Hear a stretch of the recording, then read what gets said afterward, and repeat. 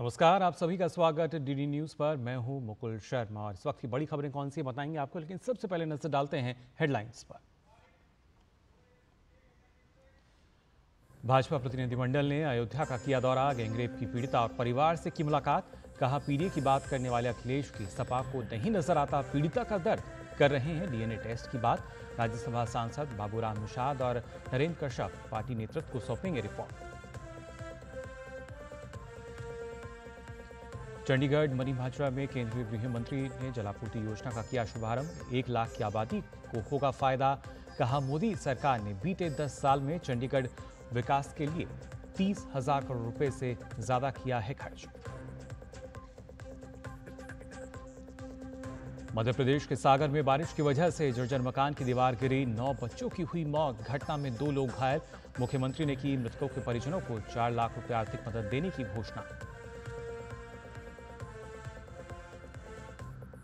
महाराष्ट्र के पुणे सतारा सहित देश के कई हिस्सों में तेज बारिश। जम्मू कश्मीर में बादल फटने से श्रीनगर हाईवे ठप।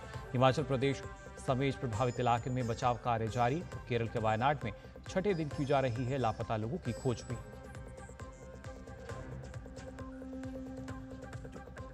पेरिस ओलंपिक में बैडमिंटन के पुरुष एकल के सेमीफाइनल में लक्ष्य सेन का सामना डेनमार्क के विक्टर एक्सेल सेन से। 75 किलोग्राम वर्ग में boxer Lovlina Borgohain quarter final कुछ देर में होगा शुरू।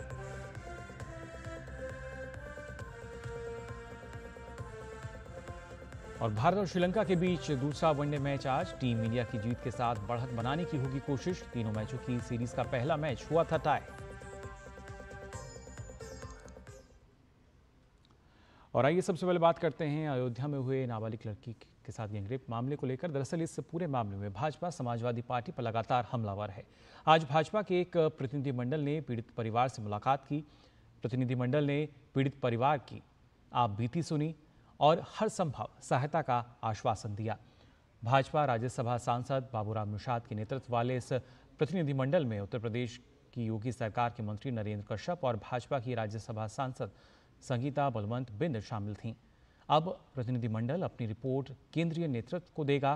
प्रतिनिधिमंडल ने आश्वासन दिया है कि सभी आरोपियों के खिलाफ कड़ी कार्रवाई की जाएगी। गौरतलब है कि मामले का मुख्य आरोपी समाजवादी पार्टी का नेता मोहित है। भाजपा प्रतिनिधिमंडल ने समाजवादी पार्टी की आलोचना करते हुए उस पर आरोपी को बचाने के प्रयास का आरोप लगाया। जिन अत्याचारियों ने, दुराचारियों ने ये घटना घटित की है, हमारी सरकार उत्तर प्रदेश की किसी भी स्तर पर छोड़ने वाली नहीं है। और इस तरीके की सोच रखने वाले दल के नेताओं को भी हम बताएंगे कि आपको इन दुराचारियों, इन व्यभिचारियों के पक्ष में खड़ा होना ये बड़ा दुर्भाग्यपूर्ण है।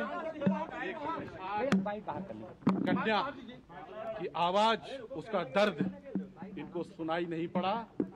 डीएनए की जांच की बात की है अखिलेश यादव जी ने। अखिलेश यादव जी पीडीए की बात करते हो और ये मछुआरे समाज की बेटी का दर्द आपको नहीं दिखाई सुनाई पड़ा। गरीब और बेवा जो असहाय है उसकी पीड़ा आपको नहीं समझ में आई है। किस तरीके से उस दुराचारी के बारे में जो बात की है, उसने इस गांव में और भी ऐसी तमाम घटनाएं घटित की हैं, लेकिन बाहुबल और धनबल के आधार पर उनको छिपाने का काम किया है। इन ऐसे सब दुर्दांत अपराधियों को, दुराचारियों को हम नकाब करने का काम करेंगे। और जो इस तरीके की घटनाओं में लिप्त हैं, सरकार उन पे अंततः कार्रवाई ऐसी करेगी कि उनको कई पीढ़ियां याद रखेगी।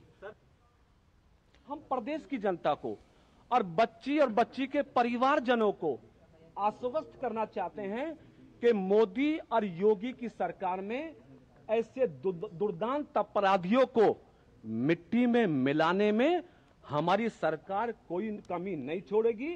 प्रदेश की जनता को सुरक्षा देना हमारा दायित्व है। अगर समाज की बच्चियों पर कुछ अपराधी ये सोचें कि वो समाजवादी पार्टी के नेता हैं, उन्हें खुला मौका ये अपराध करने का मिलेगा, तो ऐसा वो गलतफहमी दिमाग में ना पाले। अरे समाजवादी पार्टी का नेता घोषित है और अभी तक समाजवादी पार्टी की ओर से उस अपराधी के खिलाफ कोई कार्रवाई नहीं हुई। डीएनए की मांग कर दी गई, जांच की मांग कर दी गई, अपराधियों के बचाव की रणनीति चल रही है। अरे समाजवादियों, शर्म करो। ये 12 साल की निषाद बच्ची अबोध है, कितनी उम्र है उसकी, उसके साथ दुराचार हुआ है, वो प्रेग्नेंट है। हमारी सरकार ने, मुख्यमंत्री जी ने, प्रधान साहब ने गंभीरता से लिया है और निश्चित करेंगे पूरी जांच करके कि और क्या क्या कार्रवाई इन अपराधियों के खिलाफ की जानी है। कोई भी कार्रवाई ऐसी नहीं होगी जिनके खिलाफ ना करें। दुर्दांत अपराधियों को सजा दिलाकर ही दम लेंगे। जैसे ही यह संज्ञान में आया, योगी बाबा जी ने अपने सुशासन को दिखाते हुए अपराधियों पर कार्रवाई किया और अभी हम लोग पीड़ित परिवार से भारतीय जनता पार्टी का प्रतिनिधि मंडल मिला है और माता जी को यह आश्वासन दिया है कि कहीं भी किसी से भी डरने की जरूरत नहीं है, क्योंकि यदि प्रदेश में योगी बाबा है तो देश में मोदी जैसा प्रधानमंत्री है और उनके राज में कोई भी किसी से भी डरने की जरूरत नहीं है। आप खुल के अपनी बात कहिए। तो जो आरोपी है वो उसको बख्शा नहीं जाएगा और कड़ी से कड़ी कार्रवाई की जाएगी, ये कहना था जो प्रतिनिधिमंडल के सदस्य यहाँ पहुंचे थे। खबरों में आगे बढ़ते हैं। केंद्रीय गृह मंत्री अमित शाह आज उन्होंने चंडीगढ़ को कई सौगात सौंपी। उन्होंने मणिभाषा जलापूर्ति परियोजना का शुभारंभ किया। इस परियोजना से मणिभाषा के निवासियों को 24 घंटे पानी की आपूर्ति तो मिलेगी ही, साथ ही दूषित पानी की समस्या का हल भी हो जाएगा। इसके साथ ही गृह मंत्री 3 नए आपराधिक कानूनों के लिए कई पहलों का शुभारंभ भी उन्होंने किया। 130 करोड़ संकल्पवान लोग भारत को विकसित भारत बनाने के लिए कटिबद्ध है और आज इसके सैकड़ों, हजारों, करोड़ों कामों की लड़ी में एक बहुत अच्छा काम चंडीगढ़ यूटी में हुआ है। 1 लाख लोगों को, जो हमारे शरीर का महत्वपूर्ण हिस्सा पानी होता है, वो शुद्ध पानी देने का उनको मैं आज यहाँ विश्वास दिलाकर जाता हूँ। आप विश्वास करिएगा, किसी को मिनरल वाटर लेने की जरूरत नहीं है। ये पानी अपने आप में ही इतना शुद्ध है। उन्होंने विपक्ष पर निशाना साधते हुए कहा कि 3 बार जनाधार मिलने के बाद भी अगर देखा जाए जिस तरीके से लगातार बीजेपी काम कर रही है और कोशिश यही है कि देश का सर्वांगीण विकास हो सके और उसके लिए सरकार कोई भी कोर कसर नहीं छोड़ रही है।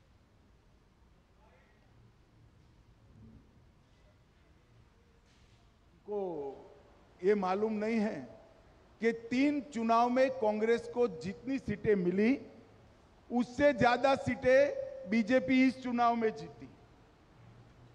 ये इनको मालूम नहीं है।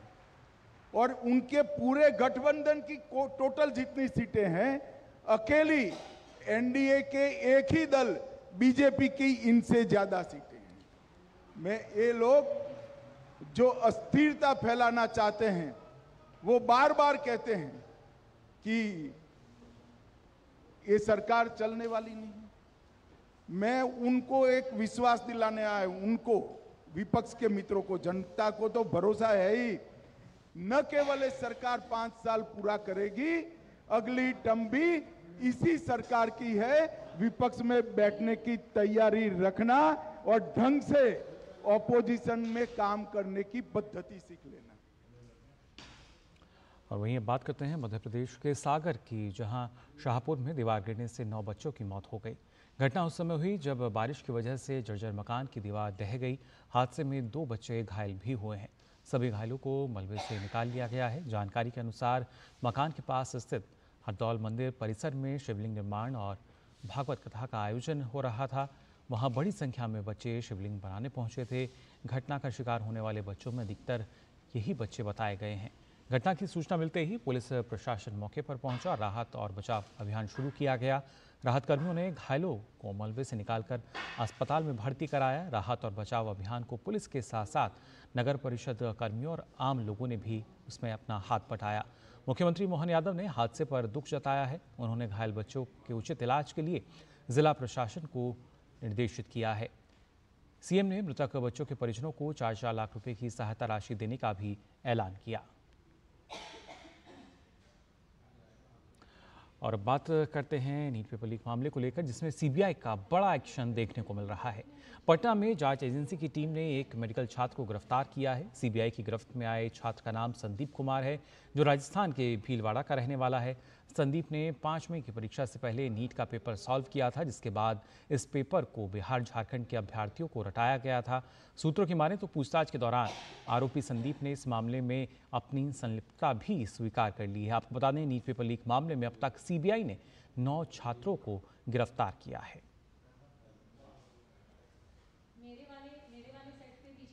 और फिलहाल बुलेटिन में हम यहाँ रुक रहे हैं एक छोटे से ब्रेक के लिए, जल्द हाजिर होते हैं।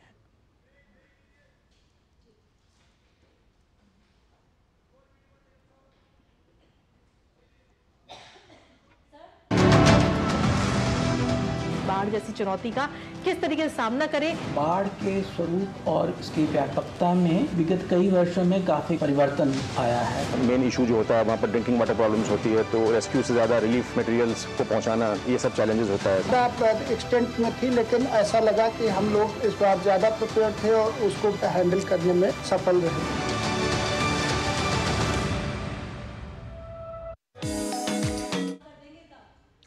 और ब्रेक के बाद आप सभी का एक बार फिर स्वागत है। इस बीच एक बड़ी खबर आपको बता दें, जी हाँ, भारतीय हॉकी टीम पेरिस ओलंपिक के सेमीफाइनल में पहुंच गई है। भारतीय हॉकी टीम पदक से 1 जीत की दूरी पर है। आपको बता दें, भारत ने क्वार्टर फाइनल में ग्रेट ब्रिटेन को शिकस्त दी है। इस वक्त की बड़ी खबर आपको बता रहे हैं, जो पेरिस ओलंपिक से आ रही है। तो भारतीय हॉकी टीम पदक से 1 जीत की दूरी पर नजर आ रही है और ब्रिटेन को हराकर भारत हॉकी के सेमीफाइनल में पहुंचा है।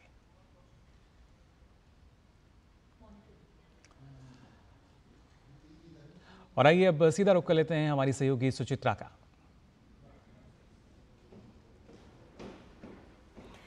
जी शुक्रिया मुकुल। और इस वक्त की बड़ी खबर यह है कि भारतीय हॉकी टीम ने बड़ी जीत यहां पर दर्ज की है पेरिस ओलंपिक में।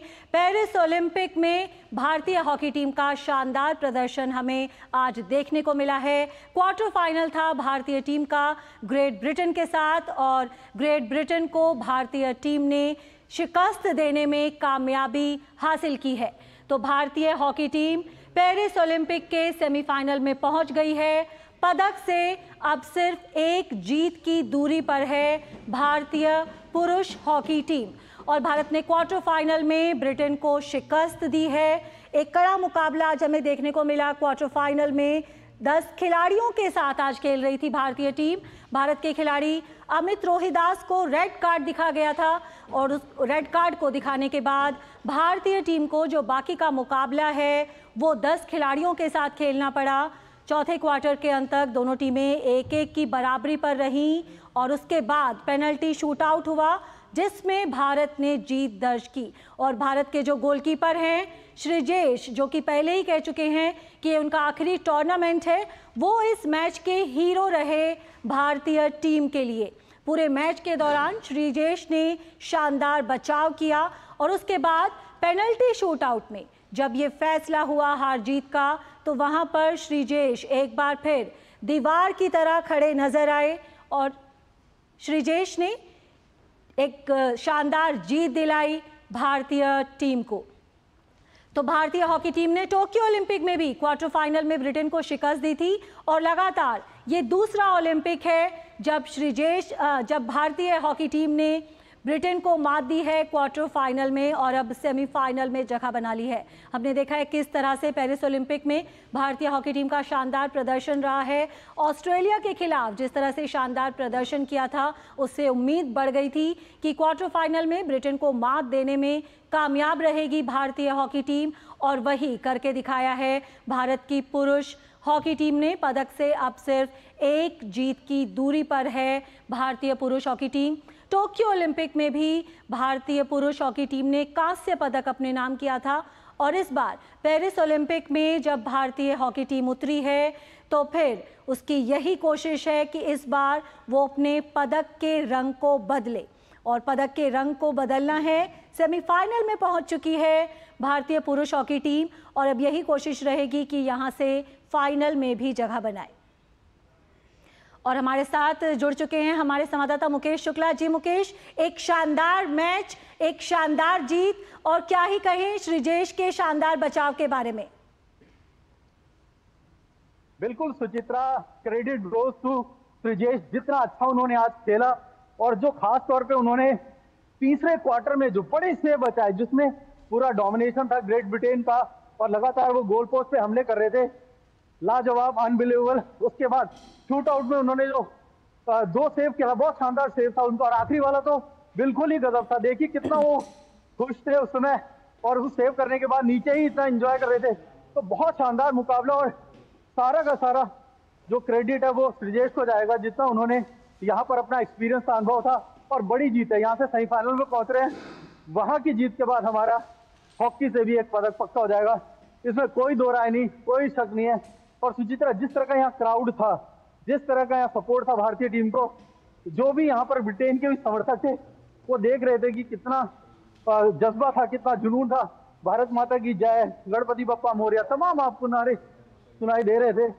और जिस तरह से खेली है यहाँ पर हॉकी टीम, मजा आ गया। कप्तान हरमनप्रीत, उनकी भी जितनी तारीफ की जाए कम है।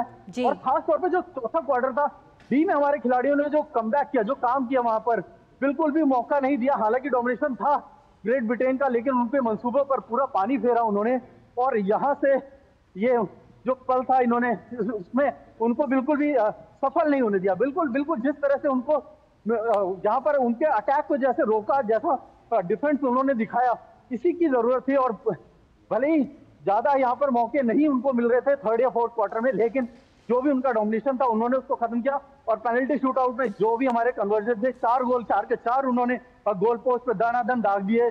तो जानदार मुकाबला, और यहाँ से अब सेमीफाइनल का टिकट पक्का। बिल्कुल मुकेश, एक शानदार मैच हमें आज देखने को मिला। भारतीय पुरुष हॉकी टीम ने क्वार्टर फाइनल में शिकस्त दी ग्रेट ब्रिटेन को, और इस मुकाबले की अगर हम बात करें तो बेहद ही कड़ा, बेहद ही रोमांचक मुकाबला हमें देखने को मिला। चौथे क्वार्टर की समाप्ति तक दोनों ही टीमें 1-1 गोल की बराबरी पर थी। वहीं भारतीय टीम के खिलाड़ी अमित रोहिदास को 17वें मिनट में रेड कार्ड दिखा दिया गया था। तो उसके बाद का जो बाकी मैच था वो सिर्फ 10 खिलाड़ियों के साथ खेला भारतीय हॉकी टीम ने, यानी कि 10 खिलाड़ियों के साथ खेलने के बावजूद भारत ने ये मैच जीतने में कामयाबी पाई, ओलंपिक के सेमीफाइनल में जगह बनाने में कामयाबी पाई। और पिछली बार टोक्यो ओलंपिक में कांस्य पदक अपने नाम किया था भारतीय पुरुष हॉकी टीम ने, और इस बार यही उम्मीद रहेगी कि पदक के रंग को बदला जाए। तो इस बार पदक जीतने से अब सिर्फ एक जीत की दूरी पर है भारतीय पुरुष हॉकी टीम। तो एक शानदार मुकाबला आज देखने को मिला हॉकी में भारत और ग्रेट ब्रिटेन के बीच। भारत के कप्तान हरमनप्रीत सिंह ने पहला गोल भारतीय टीम के लिए किया था, और हरमनप्रीत सिंह शानदार प्रदर्शन करते आ रहे हैं पेरिस ओलंपिक में। 7वां गोल आज उन्होंने किया इस टूर्नामेंट का। तो बड़ी खबर यही है कि पेनल्टी शूटआउट में भारत ने ब्रिटेन को हरा दिया है।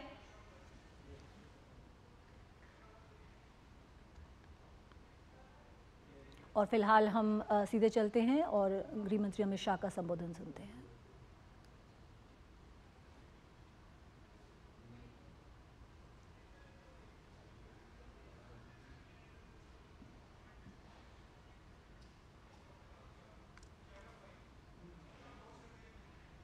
और बाकी की खबरों के लिए वापस हम रुक करते हैं मेरे सहयोगी मुकुल का। बिल्कुल, ये बड़ी खबर आ रही थी, लेकिन फिलहाल सीधा रुक करते हैं चंडीगढ़ का, जहां केंद्रीय गृह मंत्री अमित शाह मौजूद हैं। क्या कुछ कह रहे हैं, आइए देखते हैं। कानून कैसे रिलेवेंट रह सकता है?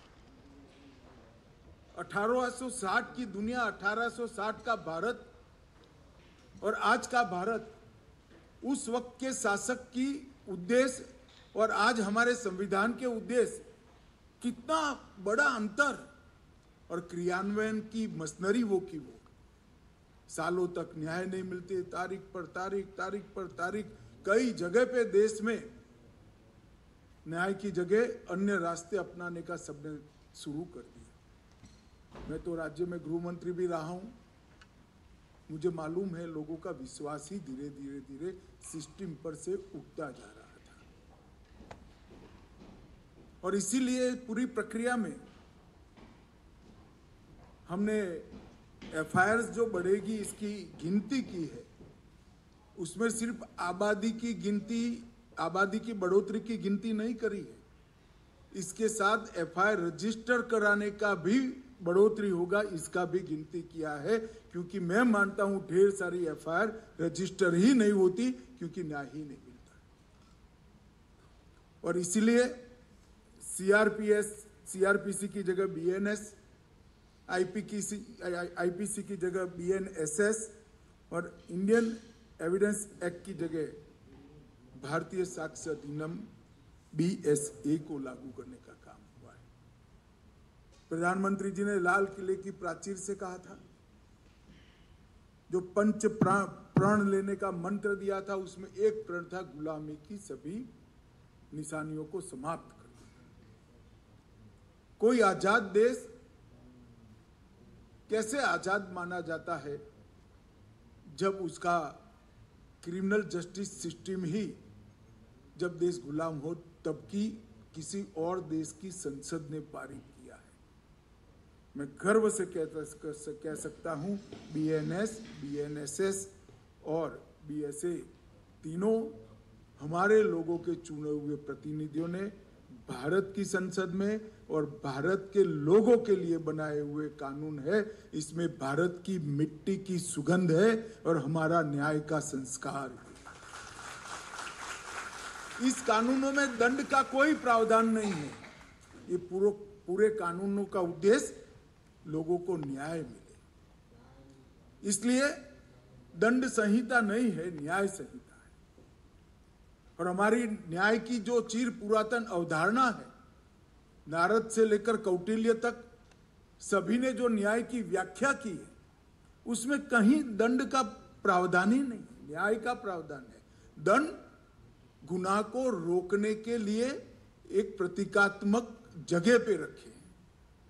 दंड के उद्देश्य से न्याय की अवधारणा नहीं की है, व्यक्ति को न्याय मिलने के लिए न्याय प्रक्रिया की अवधारणा की है।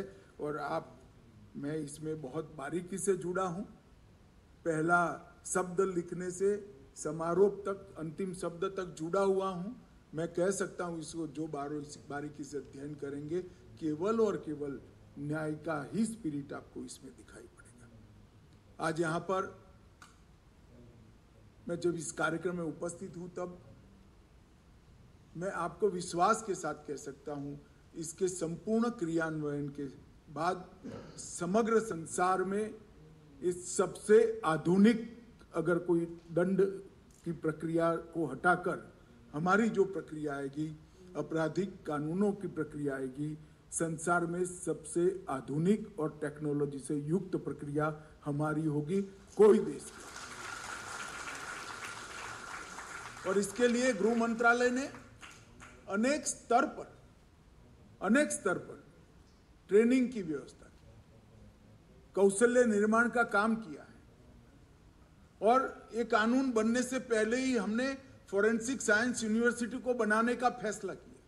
आज देश के 8 राज्यों में फोरेंसिक साइंस यूनिवर्सिटी काम कर रही है, वहां से फोरेंसिक एक्सपर्ट बाहर होना शुरू भी हो गए और 8 राज्यों में बनने की शुरुआत हो जाएगी। और सालाना 36,000 फोरेंसिक एक्सपर्ट्स देश को मिलेंगे, क्योंकि हमने इसमें एक प्रावधान किया है कि 7 साल और इसके ज्यादा हर सजा के प्रोविजन में FSL के विजिट को कंपलसरी किया है। जो मान्यवर गुलाबचंद जी ने कहा कि दोष सिद्धि का प्रमाण, सजा का प्रमाण बढ़ाना चाहिए, वो तभी हो सकता है कि मुंह जुबानी साक्ष्य की जगह टेक्निकल साक्ष्य आ जाएगा, तो न्यायाधीशों को भी न्याय करने में बड़ी सरलता रही जाएगी। और इसके लिए 5 वर्टिकल्स हैं, पुलिस, कोर्ट, FSL, जेल, इस सभी वर्टिकल्स के अंदर हमने ट्रेनिंग का काम किया है। एक डायरेक्टर ऑफ प्रोसिक्यूशन की रचना की है, जो अगर कोई अपराधी छूट जाता है तो अपील लायक केस है या नहीं केस है, वो अब वकील तय नहीं करेंगे, डायरेक्टर ऑफ प्रोसिक्यूशन तय करेगा। और संपूर्ण प्रोसिक्यूशन की प्रक्रिया का वो सतत मॉनिटरिंग करते रहेंगे।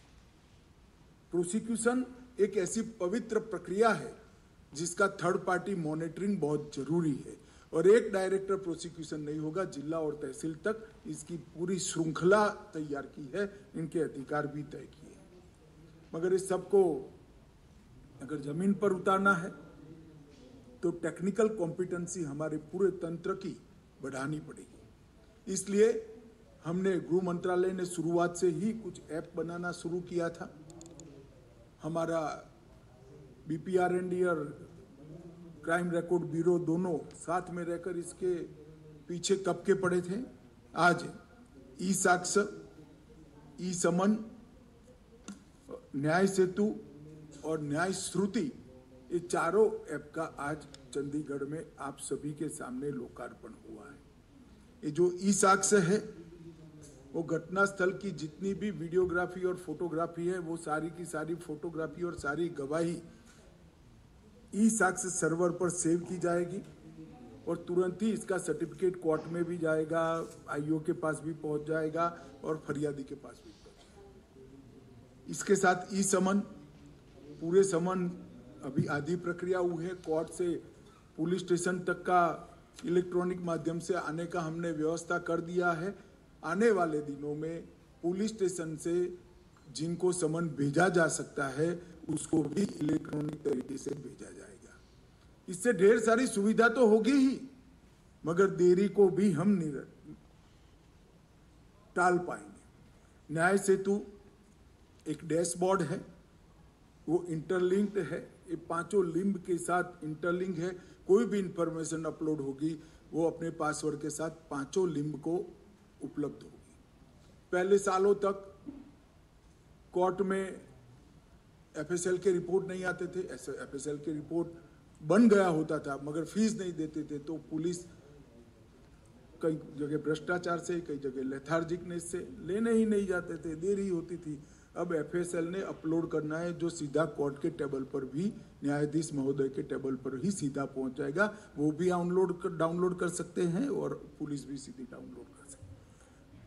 पुलिस, अस्पताल, फॉरेंसिक साइंस की लेबोरेटरी, प्रोसिक्यूशन, कोर्ट और प्रिजन, ये सारे न्याय सेतु के माध्यम से लिंक हो जाएंगे। तो एक अजीब प्रकार की लय हमारी न्यायिक प्रक्रिया में आएगी जिसमें कागज का स्थान ही नहीं होगा और देरी की जगह ही नहीं होगी। न्याय श्रुति, वो वीडियो कॉन्फ्रेंस से कई जगह से लोग कोर्ट में जाने की से डरते भी हैं। मैं भी कई बार कोर्ट में गया हूं, जो पुकार लगाते हैं वही बहुत अपमानजनक लगता है। न्यायाधीश साहब यहाँ बैठे होंगे तो उसको अन्यथा न ले कोई। और 11 बजे जाओगे और 5 बजे कहेंगे कि डेट पड़ गया आपका, तो ढेर सारे लोगों को तकलीफ होती है। अब आपके निश्चित समय पर शहर में आने वाले दिनों में कई जगह पे ये साक्षी देने की जगह, न्यूट्रल जगह बनाई जाएगी। आज तो सभी कोर्टों में बनाई है, जहाँ से कोई भी कोर्ट, नजदीक के कोर्ट में आप चले जाओगे कहीं पर भी दे पाओगे। FSL अपने यहाँ से दे देंगे, मेडिकल अस्पताल अपने यहाँ से दे देंगे, तो किसी को जाने की जरूरत नहीं। 5 मिनट गए, अपना साक्ष्य दिया, आधे घंटे में वापस आ गए। तो इससे बहुत बड़ा फायदा होने वाला है। और मेरा आग्रह है पूरे सदन का कि ये जो साइबर इंटर्न बने हैं अपने साइबर स्वच्छता के लिए, ये साइबर सोल्जर के लिए आप सभी लोग एक बार ताली बजाओ, क्योंकि ये बहुत जरूरी है। और मैं बच्चों को कहना चाहूंगा कि आपने जो शुरुआत की, एक दृष्टि से शौकिया करी है, मगर ये संस्कार है। समाज के लिए कुछ करना, समाज के लिए अपना समय देना, जिसमें मुझे कुछ फायदा नहीं है ऐसी एक्टिविटी करना, यही व्यक्ति को बड़ा बनाती है। एक बहुत बड़े विचारक ने स्वामी विवेकानंद को पूछा कि स्वामी जी, ज्ञान के तो कितने सारे पहलू हैं, संगीत का भी ज्ञान है, विज्ञान भी ज्ञान है, भाषा भी ज्ञान है, न्यायशास्त्र भी ज्ञान है, व्याकरण भी ज्ञान है, अवकाश का भी ज्ञान होता है, तो ज्ञान किसको माने? ज्ञान की व्याख्या क्या? तो स्वामी जी ने कहा, जो व्यक्ति पर स्व पर से पर का विचार करता है वो ज्ञानी है। अपने अलावे बाकी लोगों का विचार करना, इससे बड़ा ज्ञान कोई नहीं है। और आज आप लोगों ने इसकी शुरुआत की है। और मैं मानता हूं जब आदत पड़ती है तो जीवन भर, युवा अवस्था में जो आदत पड़ती है वो चालू रहती है। और मैं चंडीगढ़ पुलिस को भी अभिनंदन देना चाहता हूं कि आपने 3 बैच होकर कुल 1200 छात्रों को इसके साथ जोड़ा है। मित्रों, ये तीनों नए कानून जो आए हैं, इसमें ढेर सारी परिवर्तन आज की हमारी न्यायिक व्यवस्था में किया है। इलेक्ट्रॉनिक माध्यम से आप FIR दर्ज कर पाएंगे।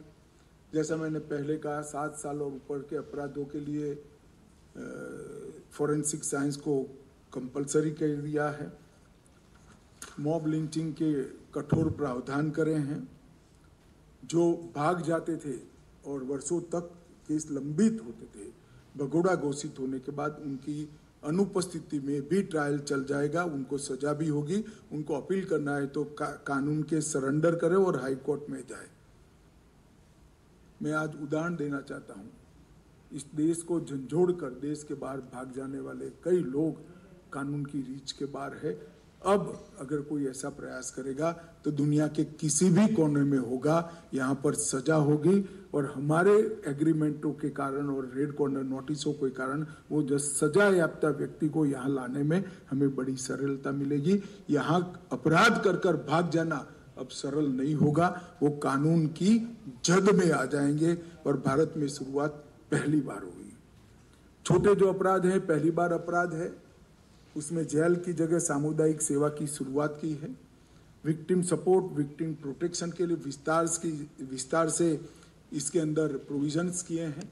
जो फरियाद करता है उसको 90 दिन में उसकी केस की प्रोग्रेस देना पुलिस की जिम्मेदारी है। जो कस्टडी में है उसके लिए हैबियस अब करनी नहीं पड़ेगी, उसको लटकाना है पुलिस स्टेशन के बाद एक रजिस्टर में कि मेरे पास ये व्यक्ति कस्टडी में है। तो जब कस्टडी में है ऐसा सर्टिफाइड करते हो तो पुलिस की रिस्पॉन्सिबिलिटी अनेक गुना बढ़ जाती है। इसके साथ साथ न्यायिक सुनवाई में सभी आयामों का जज साहब की परमिशन से वीडियो कॉन्फ्रेंस का प्रावधान किया है। नए कानून के स्मूथ इम्प्लीमेंटेशन के लिए ढेर सारे इनिशिएटिव हमने लिए हैं।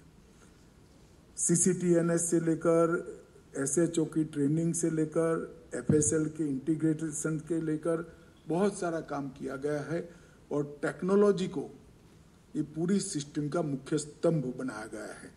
चंडीगढ़ की ही मैं बात करूं तो 22 IT स्पेशलिस्ट इन्होंने रख लिए हैं, 125 डाटा एनालिस्ट रखे हैं, 160 नए कंप्यूटर लिए हैं, 2 वेब कैमरा सभी थानों में, 1 स्पीकर और 2 वेब कैमरा लगे हैं, 170 टैबलेट, 25 मोबाइल फोन और 144 नए IT कांस्टेबल भर्ती करने का काम सिर्फ चंडीगढ़ में हुआ है।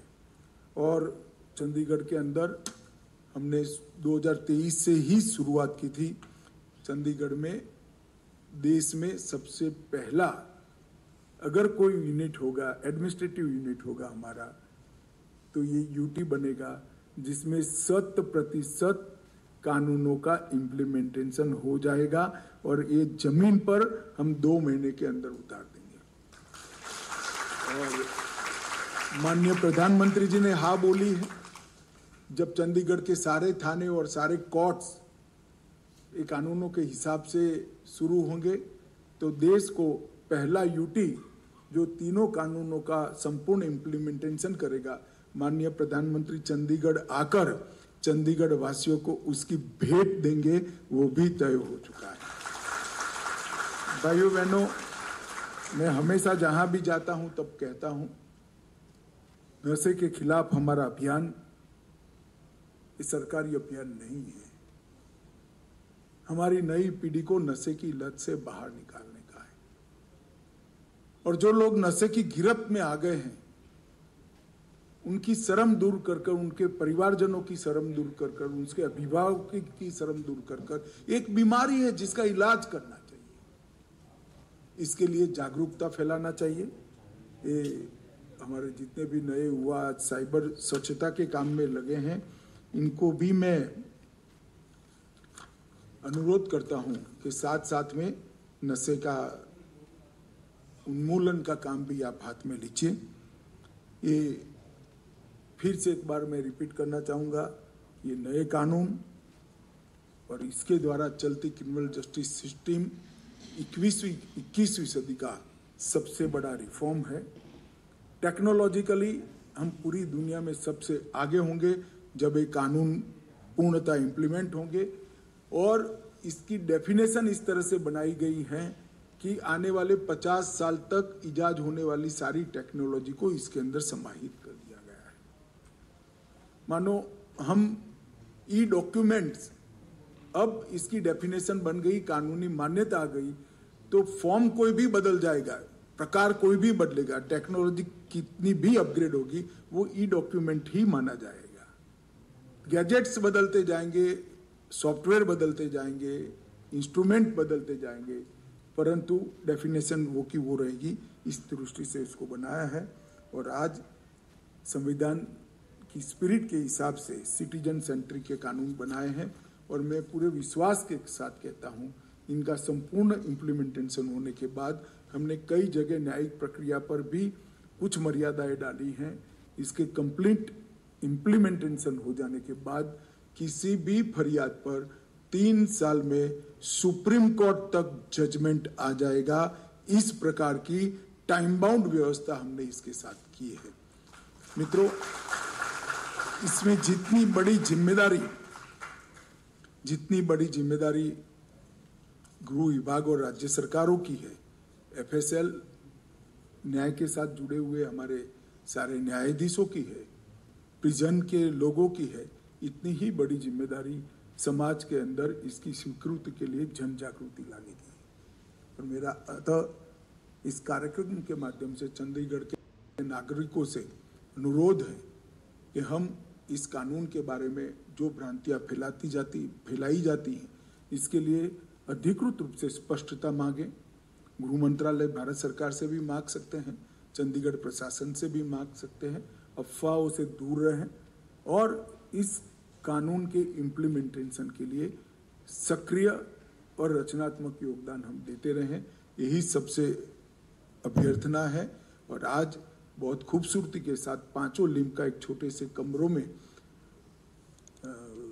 निदर्शन रखा गया था। मैं चंडीगढ़ पुलिस और चंडीगढ़ प्रशासन को बहुत बहुत बधाई देता हूं कि लगभग इम्प्लीमेंटेशन का काम पूरा हो गया है, पर आने वाले दिनों में जो बाकी काम है उसको भी हम निश्चित पूरा कर देंगे। और चंडीगढ़ वासियों को कहना चाहूँगा कि वो दिन दूर नहीं है। देश में सबसे पहला क्रियान्वयन हमारी यूटी से, ब्यूटीफुल सिटी से प्रधानमंत्री जी पूरे देश को ये कानून लोकार्पण करेंगे, तो हम सब इसके लिए तैयार रहें। आप सभी का धन्यवाद। आप देख रहे थे यहाँ पे अमित शाह को, जो कि चंडीगढ़ के दौरे पर हैं, और ज़ाहिर तौर पर जिस तरीके से उन्होंने बताया कि जो हमारी नए न्याय संहिता की अगर खास तौर से बात की जाए, बीएनएस की अगर बात की जाए, ये कितनी लाभकारी रहेगी, और ख़ास तौर से जो तकनीक है उसका ज़्यादा इसमें इस्तेमाल करने पर जोर दिया गया है, जिससे आने वाले अगर 50 वर्षों से भी ज़्यादा के समय की अगर बात की जाए तो ये जो न्याय संहिता है इसमें कुछ भी पुराना ना हो। और फिलहाल जिस तरह का समय है उसको ध्यान में रखते हुए इसमें प्रावधान किए गए थे, और इसके साथ साथ उन्होंने न सिर्फ ई साक्ष्य, ई समन, न्याय सेतु और साथ ही न्याय सेतु के उपयोग का इस दौरान लोकार्पण भी किया। और ख़ासतौर से इस दौरान अमित शाह ने कहा कि अब से पहले हम देखते थे किस तरीके से एक जो ज़ाहिर तौर पर जब अदालत की बात की जाती थी, न्याय की बात की जाती थी, तो अलग धारणा हर किसी के मन में आती थी, लेकिन अब उसी धारणा को बदलना है। अब प्रयास यही है कि जो न्याय है वो किया जा सके और साथ ही साथ जो उसमें जो गति है वो भी मिल सके। साथ ही साथ उन्होंने जिक्र किया कि कैसे 90 दिन के अंदर जो चार्जशीट है उसकी बात भी यहाँ रखी गई है, और तमाम जो फ़ायदे हैं उसका उन्होंने जिक्र किया कि कैसे बीएनएस के ज़रिए जो न्याय है वो और तर्कसंगत होगा, और उसके साथ साथ लोगों को इसके ज़रिए जो न्याय है जल्दी मिल सकेगा। लेकिन खासतौर से जो फोकस रहा उनका, उन्होंने बताया कि कैसे तकनीक आधारित, क्योंकि आज का जो समय है आधुनिक तकनीक पर हम देखते हैं कैसे आधुनिक तकनीक का लगातार सहारा लिया जाता है और उसी के आधार पर लगातार जो चीज़ें हैं उनमें परिवर्तन होता है। लेकिन अब इनमें अगर बात की जाए, क्योंकि इस न्याय संहिता की भी अगर हम खास तौर से देखें जिसका आधार तकनीक को बनाया गया है, और उसके साथ साथ कहीं ना कहीं पारदर्शिता जो है वो भी आ सकेगी। अब से पहले हम देखते थे किस तरीके से अदालतों में भी जो मामले थे लंबित पड़े रहते थे, लेकिन माना यही जा रहा है कि इस बीएनएस के बाद से जो कहीं ना कहीं जो लंबित मामले हैं उनका जल्दी निपटारा भी होगा और लोगों का जो और विश्वास है वो जाहिर तौर पर न्याय प्रणाली पर और ज़्यादा बढ़ता हुआ नजर आएगा। खासतौर से आपको बता दें केंद्रीय गृह मंत्री अमित शाह जो कि फिलहाल चंडीगढ़ के दौरे पर हैं, इस दौरान उन्होंने इस कार्यक्रम में भाग लिया जिसमें जिक्र उन्होंने किया ई साक्ष्य का, ई समन का और इसके साथ साथ न्याय सेतु और न्याय श्रुति का उन्होंने लोकार्पण भी किया था, हमने देखा। और इस बारे में उन्होंने लगातार यही जनता से अपील भी की कि हम अक्सर देखते हैं किस तरीके से एक अलग धारणा जो है हमारे जहन में अलग तस्वीर आती है जब भी हम अदालत की बात करते हैं। इस तरीके से अब से पहले की जो स्थिति रहती थी, लेकिन अब वो स्थिति फिलहाल बदल चुकी हैं और लगातार भारत जो है वो आगे बढ़ रहा है और उसी के तहत हम मान सकते हैं कि जो हमारी न्याय प्रणाली है उसको और ज़्यादा मजबूती देने के लिए, उसको और ज़्यादा पारदर्शी बनाने के लिए जो बीएनएस है वो लगातार काम कर रहा है और ख़ास तौर से जो लोग हैं उनका विश्वास जो है वो और भी बढ़ता हुआ फिलहाल नजर आएगा। अब आइए खबरों में आगे बढ़ते हैं। आपको बता दें खासतौर से शार्ल्स डी गॉल पेरिस का एक प्रमुख पर्यटन स्थल है जिसे स्टार स्क्वायर के नाम से भी जाना जाता है। पेरिस ओलंपिक के दौरान ये पर्यटकों से खचाखच भरा हुआ है और पर्यटकों के आकर्षण का केंद्र भी बना हुआ है जो यहाँ की संस्कृति और विरासत से रूबरू कराता है। पेश है पेरिस से हमारे संवाददाता मुकेश शुक्ला की एक खास रिपोर्ट।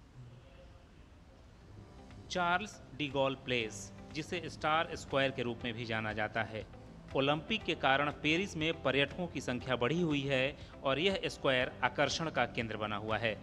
यह स्क्वायर यहाँ मौजूद प्रतिष्ठित आर्क डी ट्रायम्फ के लिए भी प्रसिद्ध है जो कि इस चौराहा पर स्थित है। ओलंपिक में यह स्क्वायर खेल प्रशंसकों और पर्यटकों के लिए एक आकर्षण का केंद्र बना हुआ है। यह पेरिस ओलंपिक के सबसे प्रसिद्ध स्थलों में से एक है और फ्रांसीसी राष्ट्रीय गौरव का प्रतीक भी। इस ऐतिहासिक स्थल के केंद्र से 12 सीधी सड़कें निकलती हैं। चार्ल्स डी गॉल ऊपर से देखने पर एक तारे जैसा दिखता है, इसलिए इसे स्टार स्क्वायर भी कहते हैं। ओलंपिक के दौरान यह आर्क अपनी भव्यता और ऐतिहासिक महत्व को दर्शाता है और ओलंपिक के दौरान काफी संख्या में पर्यटक इसे देखने पहुंच रहे हैं। यह बहुत बढ़िया है, हम यहाँ अच्छा समय बिता रहे हैं। यह बहुत शानदार है, मुझे यहाँ आकर अच्छा लग रहा है।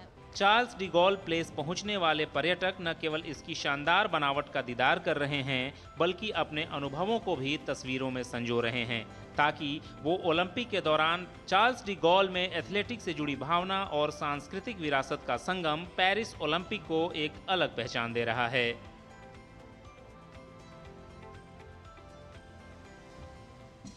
इस समय हम खड़े हैं चार्ल्स दे गॉल पर और ये पूरा का पूरा जो स्क्वायर है यहाँ पर 12 सड़कें आकर के मिलती हैं। उसके ठीक सामने है शॉन्जलीजे स्ट्रीट जो एक मशहूर स्ट्रीट है और मेरे पीछे आप ये मोनूमेंट देख सकते हैं। ये यहाँ का एक विशेष मोनूमेंट है जहाँ पर लाखों पर्यटक आकर के तस्वीर उतारते हैं। इसे कहते हैं आर्क दे ट्रियोम्फ।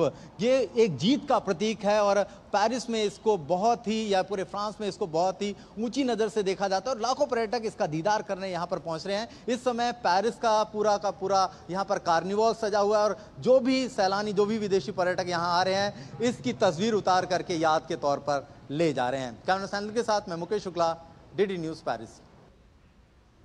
पेरिस ओलंपिक में भारत के एथलीट भी पूरे दमखम से ताल ठोक रहे हैं। भारत की ओर से अब तक का सबसे बड़ा 140 लोगों का सब स्टाफ जो है वो भी पेरिस गया हुआ है।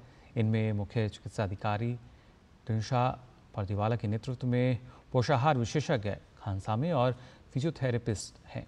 पेरिस से डीडी न्यूज़ के हमारे संवाददाता मुकेश शुक्ला लगातार जो अपडेट है वहाँ से वो हमें भेज रहे हैं। क्या कुछ किस तरीके से तैयारी चल रही है भारतीय खिलाड़ियों की और किस तरीके से सरकार अपने स्तर पर इन खिलाड़ियों को मदद मुहैया करा रही है।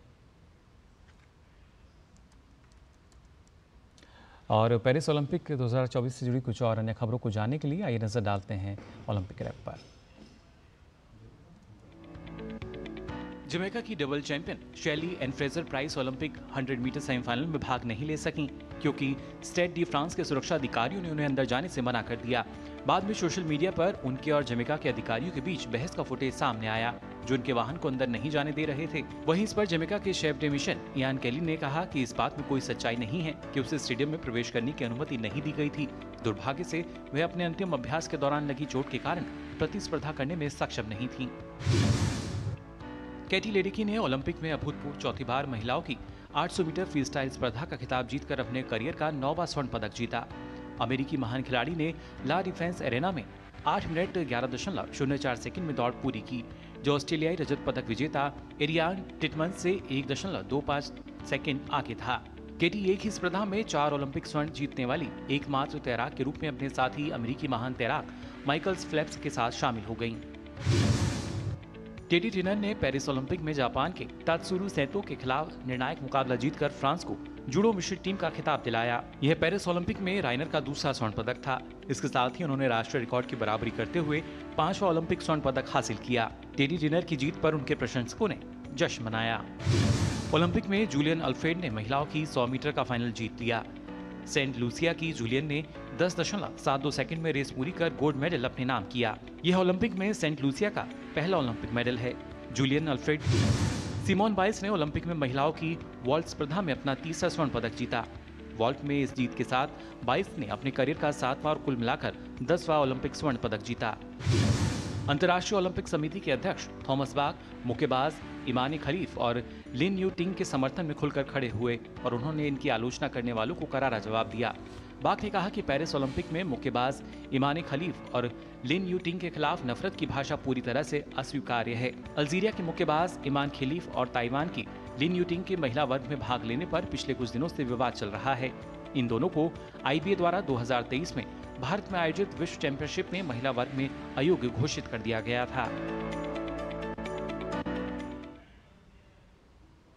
तो जानिए आपने पेरिस ओलंपिक से संबंधित तमाम जो खबरें हैं, और उसमें ताज़ा खबर यही थी कि जो टीम इंडिया है हॉकी टीम की अगर बात की जाए तो सेमीफाइनल में प्रवेश कर चुकी है ग्रेट ब्रिटेन को हराकर। खबरों में अब आगे बढ़ते हैं। आपको बता दें 19 जून 2024 का दिन तमिलनाडु के लिए ही नहीं समूचे देश के लिए दिल दहला देने वाला रहा, जब तमिलनाडु के कल्लाकुरिची में जहरीली शराब पीने से भयावह त्रासदी हुई। जहरीली शराब पीने से 200 से अधिक लोगों की हालत बिगड़ गई। मामले में 67 लोगों की मृत्यु हो गई। मृतकों में 38 दलित, 15 आदिवासी और 15 अति पिछड़ा समाज के लोग बताए जाते हैं। इससे पहले 2023 में राज्य के ही विल्लुपुरम और चेंगलपट्टू जिलों में जहरीली शराब से 22 लोगों की मौत हो गई थी। कल्लाकुरिची शराब त्रासदी में इलाज के बाद जो लोग बच गए हैं उनमें से कई की आंखों की रोशनी चली गई है। इतनी बड़ी त्रासदी, लेकिन अब अगर देखा जाए तो कहीं ना कहीं सरकार जो है उसकी आंखें अभी भी खुली हुई नजर नहीं आ रही हैं। तमिलनाडु के कल्लाकुरिची में जहरीली शराब का कहर।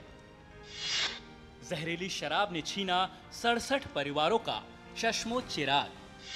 कल्लाकुरिची के दलितों, आदिवासियों, अति पिछड़ों के घर पसरा मातम। मृतकों में 38 दलित, 15 आदिवासी और 15 अति पिछड़ा समाज के लोग। जो बच गए उनकी भी आंख की रोशनी छीन गई। बीते 19 जून को जहरीली शराब के कहर से तमिलनाडु का कल्लाकुरिची जिला आज भी कराह रहा है। माएं बेसहारा हो गई, बच्चे अनाथ हो गए, दुल्हनों का सुहाग उजड़ गया। शराब ने हंसते खेलते परिवारों को तबाह कर दिया। कच्ची शराब से 67 लोगों ने अपनी जान गंवा दी, जिसके महीने बाद डीडी न्यूज ग्राउंड पर पहुंचा और लोगों के दर्द और पूरे मामले की हकीकत समझने की कोशिश की। 20 जून को तमिलनाडु का कल्लाकुरिची दुनिया के नक्शे पर आ गया। वजह थी 67 लोगों की शराब से मौत, और शराब से मौत होने का कारण था यहाँ पर प्रशासन का अनदेखा रवैया। आखिर शराब कांड की हकीकत क्या है और जनता इसको लेकर क्या कहती है? आइए चलते हैं कल्लाकुरिची में लोगों से ये जानने कि उनका गम आज भी कितना ताज़ा है और अपनों को वो किस तरीके से याद कर रहे हैं। डीडी न्यूज की टीम कल्लाकुरिची के करुणावरम गांव पहुंची, जिसने सबसे ज्यादा शराब का दंश झेला है। गांव के 25 लोग अवैध शराब की भेंट चढ़ गए। घर का सहारा ही चला गया तो छत की चिंता कौन करे। तिरपाल को जोड़ घर की शक्ल बनी है। घर की मालकिन बुजुर्ग महिला का बेटा भी उस शराब कांड की भेंट चढ़ गया। उसकी आंखें रो रो कर पथरा गई है। चंद बर्तन और फोल्डिंग के सहारे जीवन के टूटे डोर को फिर से जोड़ने की जद्दोजहद में ये बुढ़ापा भी गुजर जाएगा। जवान बेटों को अपने जीते जी खोने के दुख को कोई सहारा, सांत्वना नहीं दे सकता। गांव के अधिकांश घरों की यही कहानी है। हर घर में बूढ़े माँ बाप के पास छोटे बच्चों की भविष्य की चिंता है। கையெடுத்து கும்பிட்றேன், எங்களுக்கு ஆள் படை யாரும் கிடையாது. मेरे बेटे ने मंगलवार को शराब पी, लेकिन उसने घर में नहीं बताया। बुधवार को उसकी तबीयत खराब हुई, फिर उसकी मौत हो गई। हमारा लड़का चला गया, मैं अनाथ हो गई। मेरे पति की तबीयत बुधवार को खराब हुई, उनको उल्टी हुई, फिर हम उनको अस्पताल लेकर गए, जहां उनकी मृत्यु हो गई। अब मैं मजदूरी करके ही घर चलाऊंगी। मेरे पति की तबीयत बुधवार को खराब हो गई थी, उनको लगातार उल्टियां हो रही थी, फिर हम उनको अस्पताल लेकर गए, जहां उनकी मृत्यु हो गई। अब मैं मजदूरी करके अपना घर चलाऊंगी। यहाँ के लोगों की दर्द भरी कहानियाँ उनकी जुबानी हैं। ये झोपड़ी अपने आप में बहुत सारी बातें कहते हुए नजर आ रही है, क्योंकि यहाँ पर पहले आपको दिखलाना चाहेंगे कि केवल एक फोल्डिंग पड़ा है, फोल्डिंग पे कपड़े पड़े हैं और सामने जो शराब की भेंट चढ़े था मृतक, उसकी तस्वीर आपको नजर आ रही होगी। शराब से अपनों को खोने की कहानी बहुत है, लेकिन एक ऐसी लड़की जिसने अपने माँ बाप को खोया है और अब उसके भाई की जिम्मेदारी उस पर आ गई है। कोकिला ने बताया कि पिताजी शराब पीते थे, लेकिन माँ ने दवाई समझकर शराब पी ली और अब हम अनाथ हैं। पिताजी 2 पैकेट लेकर आए थे, जिसमें से एक पैकेट उन्होंने पी लिया, दूसरा रख दिया, जिसको मेरी माँ ने दवा समझकर पी लिया और उनकी भी मृत्यु हो गई। शराब पीड़ितों में कुछ ऐसे लोग भी मिले जो जहरीली शराब के कहर से बच तो गए, लेकिन आंखों की रोशनी ही गवा बैठे। ऐसे ही शख्स बालू ने अपनी कहानी बताई। शराब पीने के बाद मेरे पेट में दर्द हुआ, फिर चक्कर आ गए। हम अस्पताल गए, लेकिन वहां से वापस आने के बाद से आंखों की रोशनी चली गई। शराब यहाँ हमेशा मिलती है, जो कि आसानी से उपलब्ध थी। ये वो जगह है जहां से अवैध शराब की सप्लाई हुआ करती थी और यहाँ के लोग यहीं से शराब को लेकर जाते थे।